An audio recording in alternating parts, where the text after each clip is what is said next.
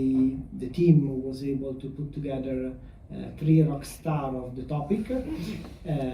We have Dr. Proskovics, Dr. Collu Maurizio from our department, and Dr. Alistair McDonald from EE department. They will provide us a presentation about their knowledge and experience on offshore renewable energy under different perspectives. So let's start with the first invited speaker, Robert. So Robert is University of Strathclyde alumnus.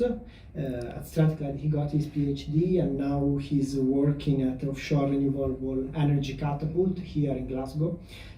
His work is daily based with floating wind structure, and today he will provide us his point of view on the topic. So join me and let's start with this first talk. Thank you, Robert.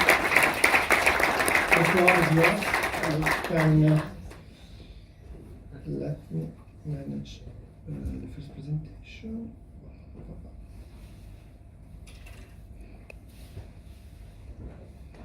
Thank you. Well, let's start by saying thank you. Thanks for having me here.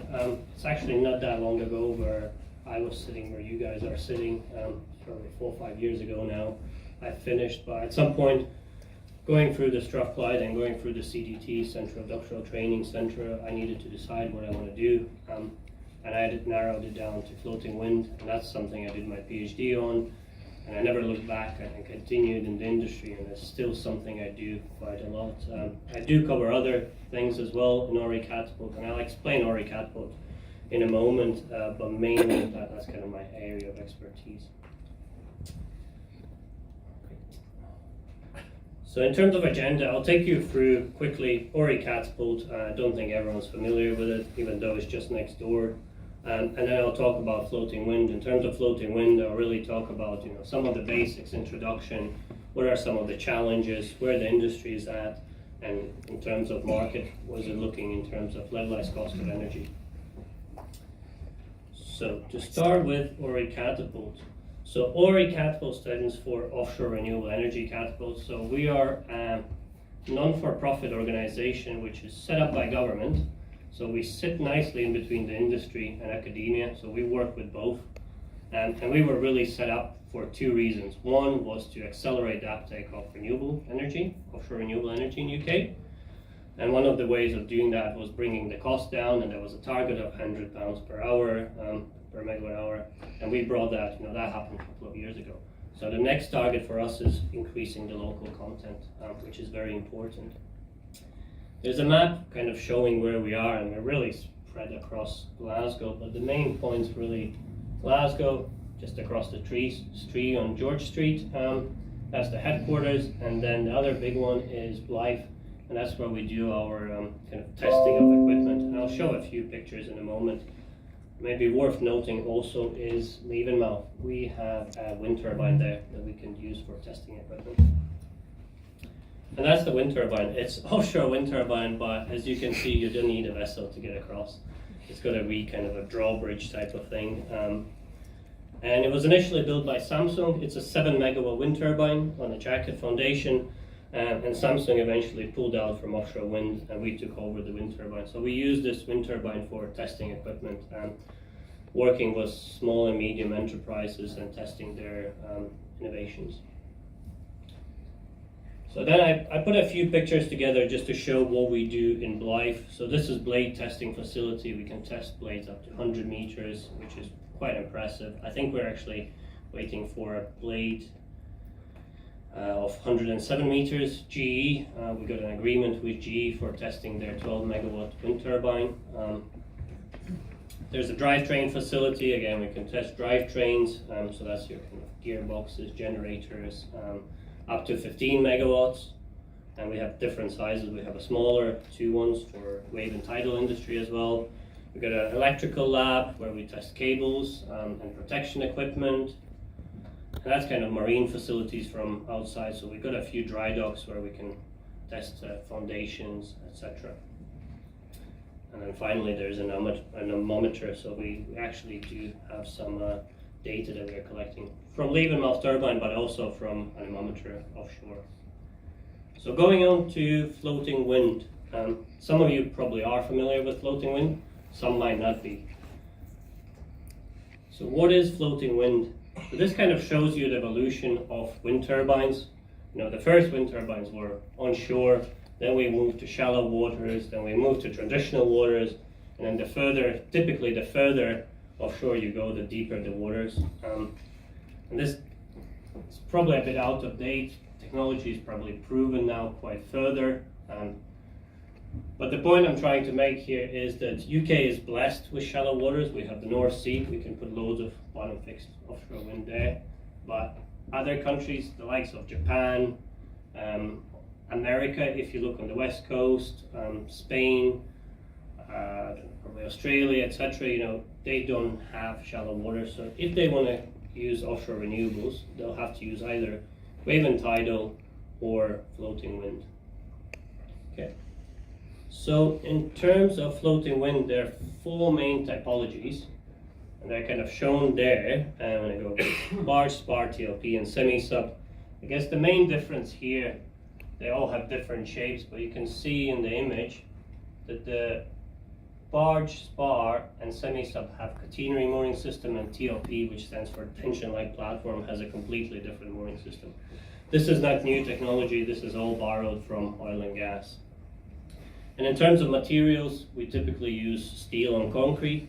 Having said that, you could have hybrids, you could use combinations. Similarly, typologies could be combinations. I've seen designs where they use a bit of spar and a bit of semi-sub. A bit more technical, if you look at floating stability, and those probably from the naval department, you know, they'll understand this pretty well. But there are 3 ways of maintaining stability, and it's either buoyancy, ballast, or through mooring lines. And all the designs out there, whether it's oil and gas or floating wind, they all fall something within that triangle. I mean, boats are obviously here. They use a bit of ballast water for stability, but they mainly use buoyancy, so kind of spreading the water plane area. Whereas the tension-like platform that I showed before, it's all about the mooring lines there. I mentioned steel and concrete, so different materials. And different materials have their own advantages and disadvantages. So I mentioned a few here. I mean, steel is very well known in oil and gas. So is concrete to an extent. Concrete's much cheaper per ton, but when you do structures from concrete, they tend to be much, much bigger. Steel is easier to recycle. Concrete is not so easy to recycle. Steel is subject to corrosion. Concrete isn't. And then if you make structures from concrete, you know, they'll be big, but they will also have long curing times potentially. So curing time, just waiting for the concrete really to set and harden. So in terms of some of the foundations out there, so floating wind, it was probably first mentioned in the 70s in academia, of course, and then kind of developed. But the first real floating wind turbine was installed in 2009, like a full-scale one, and that was a 2 megawatt one high wind design in Norway. It's still operational, it's performed very well, and I just noted down some of the parameters there. But then the next design that came was a semi-sub, and that was installed in Portugal. And they're very different designs. Yes, they both use steel, but the structure is different, you know, the shape is different, kind of the way they get their stability is very different. And these are really the 2 leading designs currently in the industry.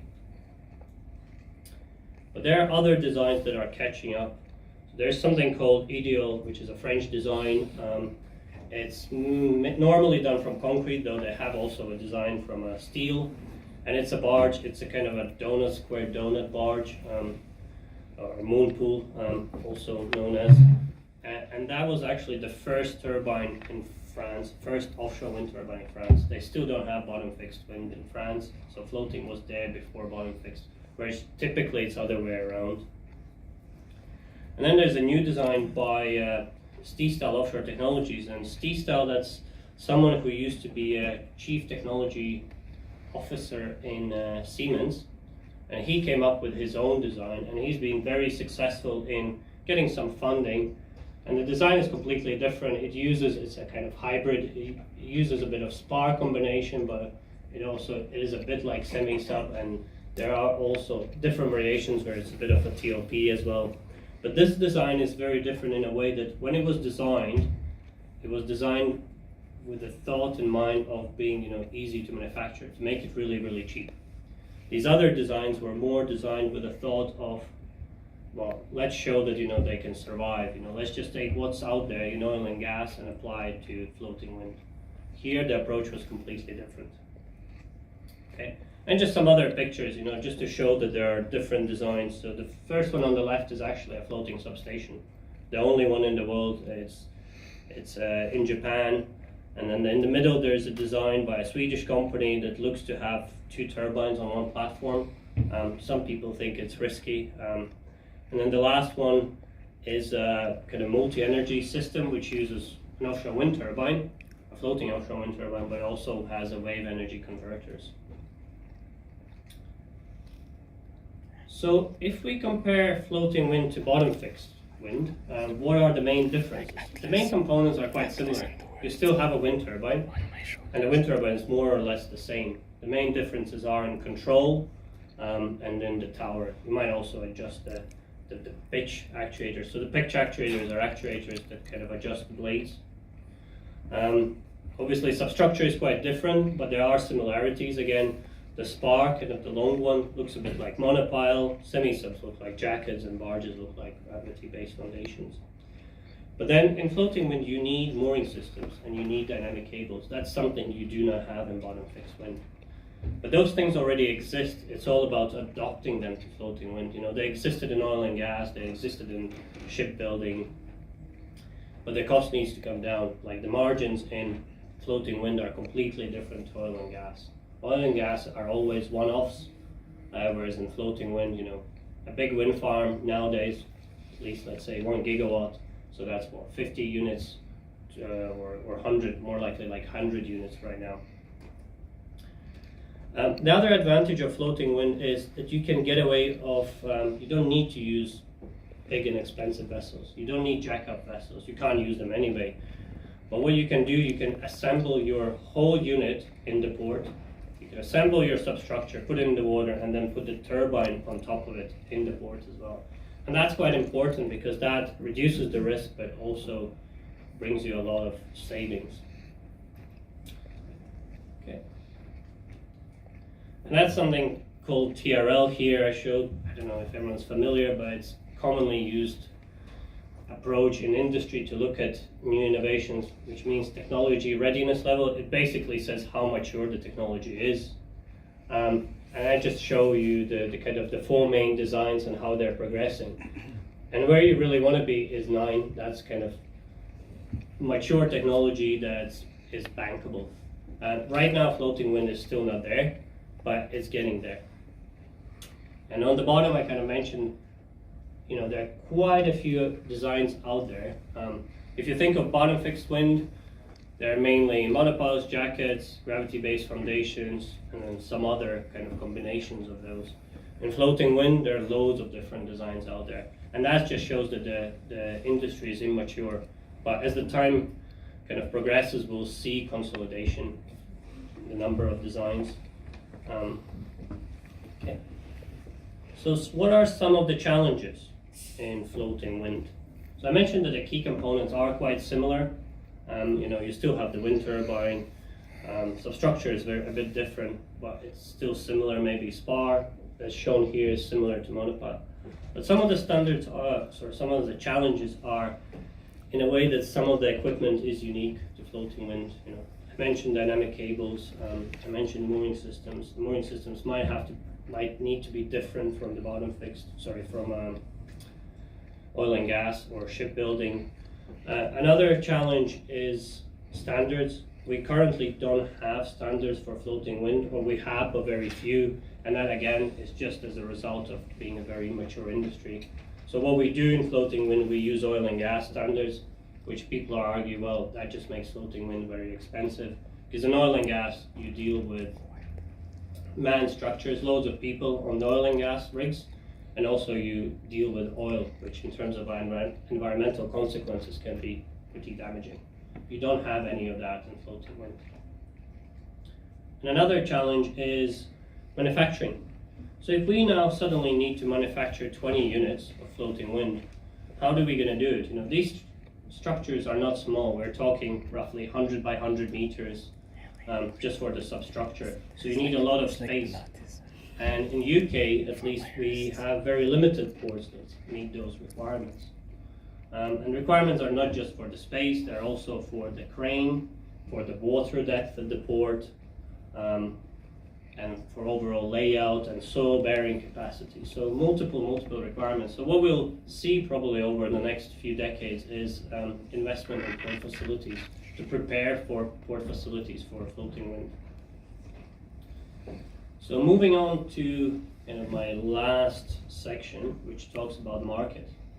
So it's all good, floating wind, you know, you can say, well, it's the future, you can put it in waters where you can't put bottom fixed wind, but you're only going to do that if it's economically feasible. And as I mentioned, it is a new industry, so it's still quite expensive, but the costs are coming down. And what people are expecting is that floating wind will be able to use the learnings from the bottom fixed wind to accelerate the decrease in the cost. I mean, if we look at bottom fixed wind, we've seen prices of £150 per megawatt hour, something like 10 years ago, and now the price is around 50, so 1/3 of what it used to be. So there's no reason why the same couldn't happen with the floating wind. So we only have 15 megawatts roughly installed in Europe and Japan of floating wind, which is nothing compared to bottom fixed wind. Bottom fixed wind is roughly 20 gig in the world. And there are plans, we're developing small demonstrational or pre-commercial wind farms in Europe, and in America and in Asia, but it's more about the kind of the long-term game. So I'm not sure if you heard about the sector deal between offshore wind and the government. The government has agreed to kind of support development of 30 gigawatts of floating wind by bottom fixed wind offshore wind by 2030. But if you look further ahead, if we decarbonize our industry, it's not just electricity production, it's also heating, transportation, marine services. We'll need many more megawatts than just 30 gig. And then there'll come a point where, well, there's only so much we can do with bottom fixed that we need to start considering alternative. An alternative could be floating wind. It could be also wave, tidal, kite energy. You know, if fusion happens, then there's no need for this. But in the long term, I think, you know, it's worth investing because there's obviously an opportunity to then export this knowledge, to go to Japan, build wind farms there, to go to California.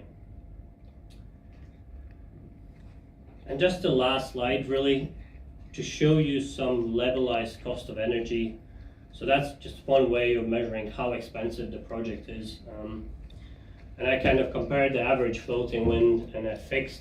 And it's actually, you know, there's a big difference. You know, I mentioned the numbers. This is really 50 nowadays or so, you know, between 50 and 60. This is probably around 180 right now. But it shows the breakdown. And I showed by the colors, there are areas where floating wind is worse, the red, but there are areas where floating wind is better than bottom fixed. And I think that if one thing to take away from this kind of introduction to floating wind is that it is coming, it will happen, it's just a question of where and when. All right, thank you.